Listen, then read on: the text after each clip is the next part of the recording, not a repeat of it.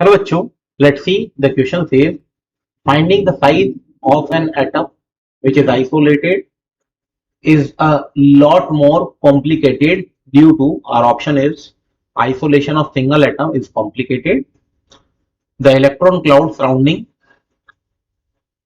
the atom does not have sharp boundaries, both and isolated atom does not exist.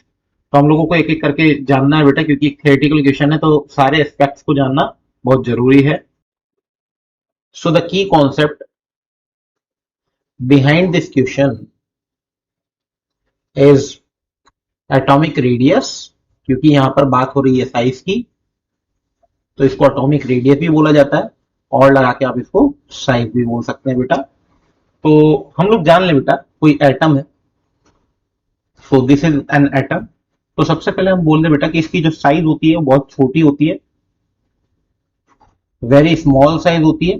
तो क्या क्या complications होती है बेटा हम लोगों को उसको साइज को डिफाइन करने के लिए. सो वेरी स्मॉल साइज है नंबर वन तो ये, और जो उसके आसपास का इलेक्ट्रॉन क्लाउड है बेटा तो वो उसकी बाउंड्री को क्या करता है बेटा, हमेशा मतलब कि व्यवस्थित नहीं रहने देता है या उनकी फिक्स बाउंड्रीज नहीं होती है. सो आप बोल दो बेटा does not have fixed electron cloud. क्यों? क्योंकि इलेक्ट्रॉन जो है बेटा उसमें इफेक्टिव न्यूक्लियर चार्ज की वजह से जो है फोर्स ऑफ अट्रैक्शन रिपल्शन लगता रहता है. Electron cloud boundary clear. तो कोई फिक्स बाउंड्री नहीं होती है. आप ये भी बोल सकते हैं not fix boundary due to wave like nature of electron. Fix boundary clear है बेटा. इसके अलावा हम लोग बोले बेटा जो आइसोलेशन है बेटा किसी भी एटम का वो थोड़ा सा डिफिकल्ट है.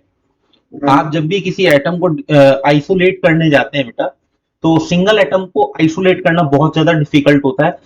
तभी तो हम लोग जो है बेटा मल्टीपल एटम्स में, जिस तरीके से आप यहाँ पे देखें बेटा कि हमारे पास दो एटम है तो हम लोग इन दोनों का सहारा लेते हुए हमेशा रेडियस कैलकुलेट करते हैं. ये इसका डायमीटर होता है बेटा, तो हम लोग जब भी रेडियस कैलकुलेट करते हैं तो इसे डिवाइडेड बाय 2 कर देते हैं. ठीक है. सो सिंगल एटम हम लोग जब भी बोलेंगे बेटा तो उसका आइसोलेशन थोड़ा सा डिफिकल्ट होता है. So isolation of atom is difficult. ठीक है. क्यों बेटा? क्योंकि इसका आइसोलेशन रखना थोड़ा सा दिक्कत देता है. अब हम लोग जो है इसके आंसर पढ़ते हैं बेटा. So isolation of single atom is complicated, बिल्कुल सही है ये वाला option. Next, the electron cloud surrounding the atom does not have sharp boundaries. अब क्योंकि उसका वेव लाइक नेचर होता है तो शार्प बाउंड्रीज कैसे हो सकती है बेटा, तो ये भी इसका सही ऑप्शन है.